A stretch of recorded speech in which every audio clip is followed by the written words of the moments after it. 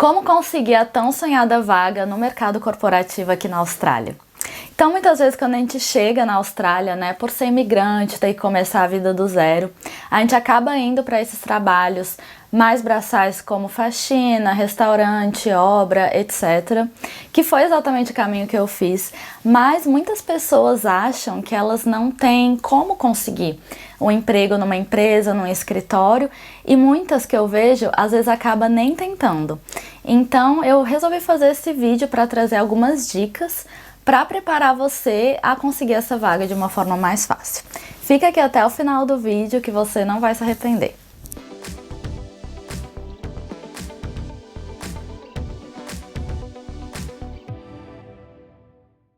Bom, para quem não me conhece, eu sou Alice Franco, eu sou contadora. Atualmente eu trabalho numa startup aqui na Austrália, mas já tive outros trabalhos em escritório também. Além disso, quando eu estava tentando conseguir ali o visto permanente, eu fiz um curso que dava pontos para a imigração, que é o Professional Year.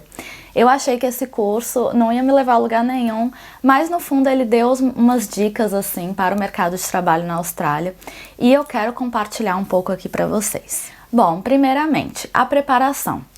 Preparando o seu currículo.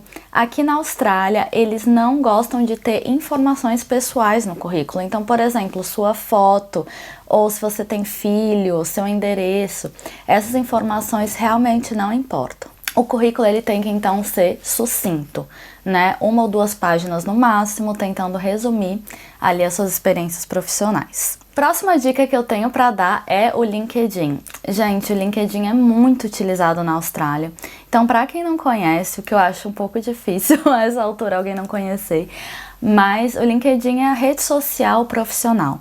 Então, ali você vai tanto colocar suas skills, né, seu currículo, fazer network, então se conectar com pessoas chaves que podem te ajudar nesse processo e também procurar emprego em si, porque lá é uma página que você pode aplicar para vagas. Primeiramente, tente fazer com que sua página aparenta profissional. Então a foto, ela tem que ser profissional, tá? Então dá uma checada se a sua foto não é uma de festa ou de viagem, etc. Pega um fundo branco, uma roupa social e tira uma foto de qualidade. Atrás da foto tem uma capa.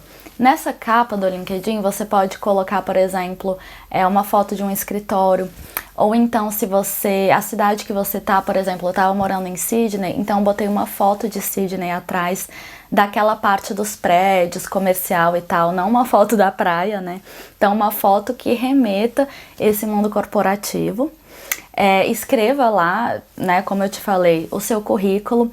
Uma dica é olhar, por exemplo, eu tô aplicando para vagas como contadora. Eu pego um currículo de um contador na Austrália e vejo a forma que ele descreveu as atribuições e tento descrever da mesma forma. Porque às vezes a gente tenta traduzir do português para o inglês e não é a mesma coisa, né? Às vezes se fala de uma outra forma, então isso pode auxiliar. Outra coisa para potencializar seu currículo ali no LinkedIn é os endorsements. Então, endorsements é tipo um depoimento de pessoas que trabalharam com você, falando, né, feedback sobre você. E esse tipo de coisa, gente, você pode até pedir para as pessoas da sua empresa fazer. Tem que ser um pouco cara de pau. No modo geral, assim, para conseguir um emprego, você tem que ser um pouquinho cara de pau, então peça mesmo. Por exemplo, uma empresa que eu trabalhei, quando eu estava saindo, eles me deram uma carta de referência, literalmente um papel escrito algumas coisas como referência, e eu pedi, olha, teria como você colocar exatamente isso lá no meu LinkedIn? E o meu antigo supervisor colocou, ficou muito legal, um elogio lá, e isso dá uma potencializada. Além do seu currículo, você coloca skills, então, por exemplo, eu tenho skill no Excel, eu tenho boas skills de comunicação, planejamento, etc. Então você vai acrescentando e as pessoas que trabalharam com você também podem ir lá e dar um plus. Então tudo isso deixa seu currículo melhor, aparentemente melhor. Dentro do LinkedIn mesmo, uma coisa chave, gente, que eu dou muito de dica, que foi uma dica boa que eu recebi, é a questão do networking. Então, assim, a Austrália tem algumas grandes empresas de recrutamento, né? Empresas que intermediam alguém que está querendo contratar e alguém que está procurando emprego. Então, por exemplo, Hayes, Michael Page são as mais famosas. Então, o que que você pode fazer? Dentro dessas empresas, existem recrutadores especializados em áreas. Então, por exemplo, um recrutador especializado em finanças e contabilidade. Esse cara é o que vai estar buscando profissionais do mercado de trabalho para colocar nas empresas que estão contratando ele. Então, ele tem muito interesse em arrumar um trabalho para as pessoas, né? Todo mundo está ganhando. Aí, o que que você faz? Descobre quem essa pessoa é, vai lá no LinkedIn dele e adiciona como contato. E você pode até mandar uma mensagem, olha, eu sou Alice, a contadora, fico feliz de conectar com você e estou à disposição caso você tenha alguma vaga. E, gente, isso dá muito certo. Teve uma vez até que eu nem precisei mandar mensagem. O próprio recrutador que estava lá na minha rede me mandou uma mensagem dizendo que tinha uma vaga, se eu queria fazer entrevista. E eu já consegui fazer entrevista assim, realmente é uma ótima forma de você conseguir emprego. E, né, por fim, como eu falei, o LinkedIn também é um site de busca de emprego. Você pode buscar lá e eles têm tipo uma programação em que faz o match. Por exemplo, você colocou lá suas skills e na hora de achar a vaga ele coloca, olha, suas skills dão um match com essa vaga. Então, ele ordena lá as vagas para que seja mais fácil para você achar uma vaga compatível. Então, eu super recomendo. Além do LinkedIn, existem outros sites de busca de emprego, né, como o Seek, que é um bem famoso, todo tipo de emprego, Indeed, e por assim vai, né? Fora ali os networkings que você vai criando. Outra forma também de fazer o networking é em eventos, conferências, convenções, né, da sua área. Então, eu super recomendo também. Numa dessas eu fiz uma conexão importante que eu consegui um emprego futuramente. Outra dica para procurar emprego também é você encontrar a sua galera, né? O que eu tô querendo dizer com isso? Então, encontrar o pessoal da sua área. Por exemplo, eu tenho um grupo no WhatsApp que é Contadores Brasileiros na Austrália e direto eles divulgam vaga lá. Então, é uma ótima forma você encontrar ali sua tribo, que eles mesmos podem indicar vagas uns para os outros, né? Agora, aplicando para a vaga em si. Então, quando você conseguir, né, achar ali uma vaga que é compatível e vai enviar seu currículo, gente, atenção, isso é muito, muito, muito importante. Tem que ter uma cover letter. Então, a cover letter é o texto que você, por exemplo, você manda um e-mail ali, você escreve o seu e-mail e em anexo tem o currículo. Mas muitas vezes, preste atenção nisso, tem empresas que nem chegam a olhar o currículo, eles vão filtrando os candidatos só pela cover letter. Então, se você já teve uma boa apresentação, uma primeira impressão positiva, aí sim eles vão clicar no seu currículo e ler. Então, a cover letter funciona o seguinte: você, primeiramente, a introdução, então você dizendo, por exemplo, meu nome é Alice, estou aplicando para essa vaga que eu encontrei no LinkedIn. Então, você começa a carta só introduzindo e se situando.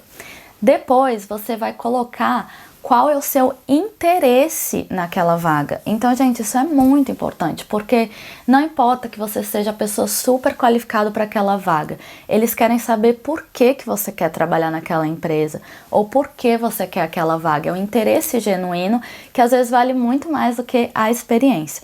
Então, fala porque te interessou, sei lá, eu sempre quis trabalhar nessa empresa, eu gosto dos produtos dessa empresa, essa vaga sempre me atraiu, esse cargo.